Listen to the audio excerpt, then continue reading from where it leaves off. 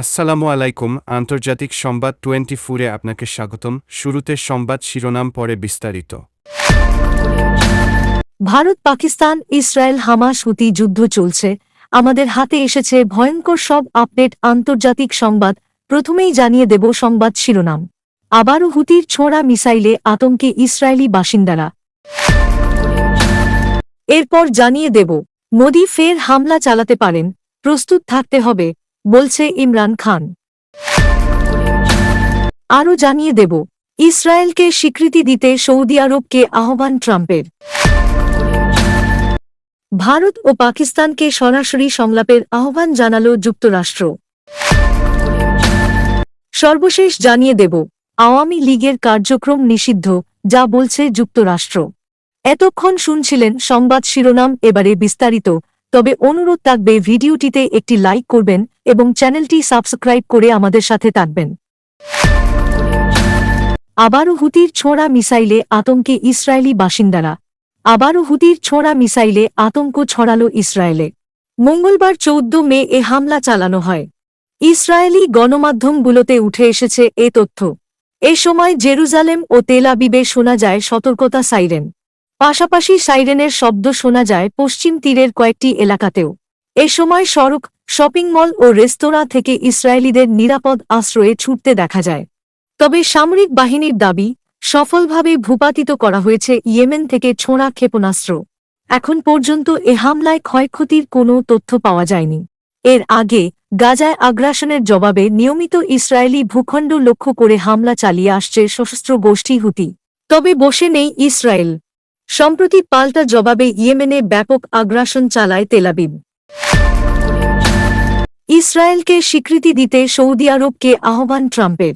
যুক্তরাষ্ট্রের president Donald Trump Saudi আরবকে ইসরায়েলকে আনুষ্ঠানিকভাবে স্বীকৃতি দিয়ে আব্রাহাম অ্যাকর্ডসে যোগদানের জন্য জোরালো আহ্বান জানিয়েছেন। স্থানীয় সময় মঙ্গলবার 13 মে রিয়াদে সৌদি মার্কিন বিনিয়োগ ফোরামে দেয়া ভাষণে তিনি এ আবেদন জানান, যা মধ্যপ্রাচ্যে শান্তি প্রতিষ্ঠার পথে একটি ঐতিহাসিক মাইলফলক হিসেবে বিবেচিত হচ্ছে। এক প্রতিবেদনে মার্কিন সংবাদ মাধ্যম নিউ ইয়র্ক পোস্ট এ তথ্য জানায়। প্রতিবেদনে বলা হয়, ট্রাম্প সৌদি যুবরাজ মোহাম্মদ বিন সালমানকে লক্ষ্য করে বলেন, এটি সৌদি আরবের জন্য বিশাল সম্মানের এবং অঞ্চলের ভবিষ্যতের জন্য অত্যন্ত গুরুত্বপূর্ণ। আব্রাহাম অ্যাকর্ডসের মাধ্যমে ইতিমধ্যে সংযুক্ত আরব আমিরাত, বাহরাইন, সুদান ও মরক্কো ইসরায়েলের সঙ্গে কূটনৈতিক সম্পর্ক স্থাপন করেছে। যদিও সৌদি আরব আনুষ্ঠানিকভাবে ইসরায়েলের সাথে সম্পর্ক স্বাভাবিক করেনি, গত কয়েক বছরে উভয় পক্ষের মধ্যে গোপন বৈঠকের খবর মিডিয়ায় এসেছে। গাজায় চলমান যুদ্ধের কারণে ইসরায়েল সৌদি সম্পর্ক উন্নয়নের আলোচনা বর্তমানে স্থবির রয়েছে।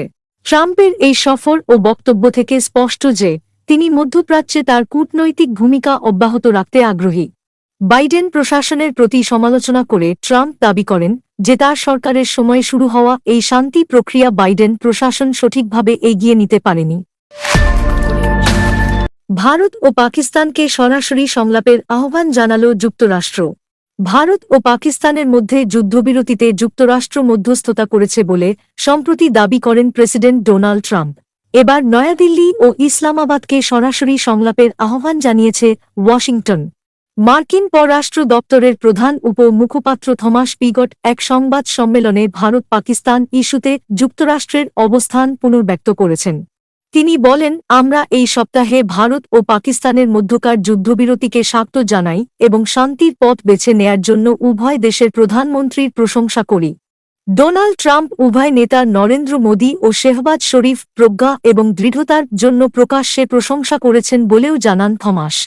মার্কিন মধ্যস্থতা প্রচেষ্টা এবং তৃতীয় পক্ষের সম্পৃক্ততার ক্ষেত্রে ভারতের স্পষ্ট অস্বীকৃতির প্রশ্নে তিনি জবাব দেয়া থেকে বিরত থাকেন। তবে ওয়াশিংটন সরাসরি যোগাযোগকে উৎসাহিত করে এবং দুই প্রতিবেশীর ভারত পাকিস্তান মধ্যে শান্তিপূর্ণ যোগাযোগের ক্ষেত্রে সমর্থন অব্যাহত রাখবে বলে জানিয়েছেন মার্কিন পররাষ্ট্র দপ্তরের প্রধান উপ-মুখপাত্র। সূত্র জিও নিউজ। আওয়ামী লীগের কার্যক্রম নিষিদ্ধ, যা বলছে যুক্তরাষ্ট্র। বিচার শেষ না হওয়া পর্যন্ত আওয়ামী লীগ এবং এর সকল অঙ্গ সংগঠনের যাবতীয় কার্যক্রম নিষিদ্ধ করে প্রজ্ঞাপন জারি করেছে বাংলাদেশের অন্তর্বর্তীকালীন সরকার। আর এ প্রসঙ্গটি মার্কিন পররাষ্ট্র দপ্তরের প্রেস ব্রিফিংয়ে উঠে এসেছে। মঙ্গলবার ১৩ মে নিয়মিত ব্রিফিংয়ে এক প্রশ্নের জবাবে এ বিষয়ে যুক্তরাষ্ট্রের অবস্থান জানান মার্কিন পররাষ্ট্র দপ্তরের উপমুখপাত্র টমি পিগট। তিনি বলেন, আমরা জানি অন্তর্বর্তীকালীন সরকার আওয়ামী লীগকে সব ধরনের রাজনৈতিক কর্মকাণ্ড থেকে নিষিদ্ধ করেছে যতক্ষণ না দলটির বিরুদ্ধে বিশেষ ট্রাইব্যুনালের রায় আসে। আমরা বাংলাদেশের কোনো নির্দিষ্ট রাজনৈতিক দলকে সমর্থন করি না। আমরা একটি মুক্ত ও গণতান্ত্রিক প্রক্রিয়া এবং সবার জন্য ন্যায়সঙ্গত ও স্বচ্ছ বিচার প্রক্রিয়াকে সমর্থন করি। অপরদিকে আওয়ামী লীগের কার্যক্রম নিষিদ্ধ করায় আনুষ্ঠানিকভাবে উদ্বেগ জানিয়েছে ভারত। মঙ্গলবার সন্ধ্যায় দিল্লিতে পররাষ্ট্র মন্ত্রণালয়ের নিয়মিত ব্রিফিংয়ে মুখপাত্র রণধীর জয়সওয়াল বলেন, কোনো উপযুক্ত পদ্ধতি অনুসরণ না করেই আওয়ামী লীগের ওপর নিষেধাজ্ঞা আরোপ একটি উদ্বেগজনক ঘটনা। এর আগে গত সোমবার বিকেলে রাষ্ট্রপতির আদেশক্রমে স্বরাষ্ট্র মন্ত্রণালয়ের সিনিয়র সচিব নাসিমুল গনির স্বাক্ষর করা প্রজ্ঞাপনে আওয়ামী লীগকে আনুষ্ঠানিকভাবে নিষিদ্ধ করা হয়। পরে সেদিন রাতেই দলটির নিবন্ধন স্থগিত করে নির্বাচন কমিশন। মোদি ফের হামলা চালাতে পারেন, প্রস্তুত থাকতে হবে, বলছে ইমরান খান। ভারতের প্রধানমন্ত্রী নরেন্দ্র মোদি সাম্প্রতিক সামরিক অভিযানের মতো ফের আরেকটি মিথ্যা ফ্ল্যাগ অভিযান চেষ্টা করতে পারেন বলে মন্তব্য করেছেন পাকিস্তানের কারাবন্দী সাবেক প্রধানমন্ত্রী ইমরান খান। ভারতের প্রধানমন্ত্রী নরেন্দ্র মোদি পাকিস্তানের প্রতি গভীর ঘৃণা পোষণ করেন বলেও উল্লেখ করে তিনি নয়াদিল্লি ইসলামাবাদ সাম্প্রতিক সামরিক সংঘাতের পর মঙ্গলবার ও আজ বুধবার এ সংশ্লিষ্ট ধারাবাহিক দুটি বিবৃতি দিয়েছেন ইমরান খান। এতে উল্লেখ করা হয়, অবৈধভাবে বন্দী ইমরান খান আদিয়ালা কারাগারে তার পরিবারের সাথে কথোপকথন, ভারতের পাকিস্তানে হামলা এবং পাকিস্তানি জাতির স্থিতিস্থাপক প্রতিক্রিয়ার প্রসঙ্গে এই বিবৃতি দিয়েছেন। বিবৃতিতে ইমরান খান বলেন, নরেন্দ্র মোদি পাকিস্তানের প্রতি গভীর ঘৃণা পোষণ করেন।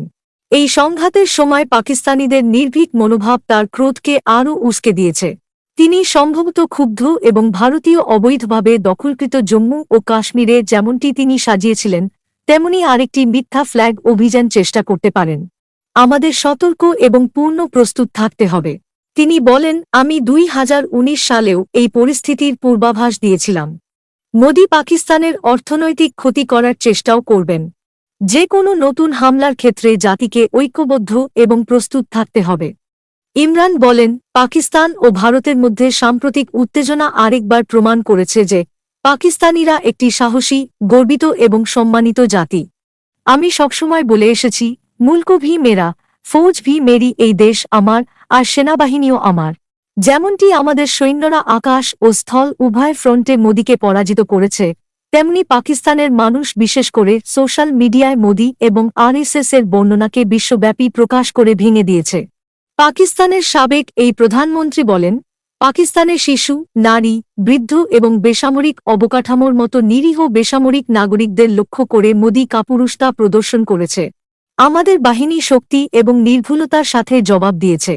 আমরা এই কাপুরুষোচিত হামলায় শহীদ হওয়া বেসামরিক এবং সামরিক কর্মীদের পরিবারের সাথে পূর্ণ সংহতি প্রকাশ করছি। আমি পাকিস্তান বিমান বাহিনী এবং আমাদের সকল সামরিক কর্মীদের তাদের পেশাদারিত্ব এবং অসাধারণ কর্মক্ষমতার জন্য শ্রদ্ধা জানাই। মোদির মতো, যিনি বেসামরিক নাগরিক এবং জনসাধারণের অবকাঠামোকে লক্ষ্য করেন, আমাদের বাহিনী কেবলমাত্র হামলায় সরাসরি জড়িত বিমান এবং স্থাপনাগুলোতে সফলভাবে আঘাত করেছে।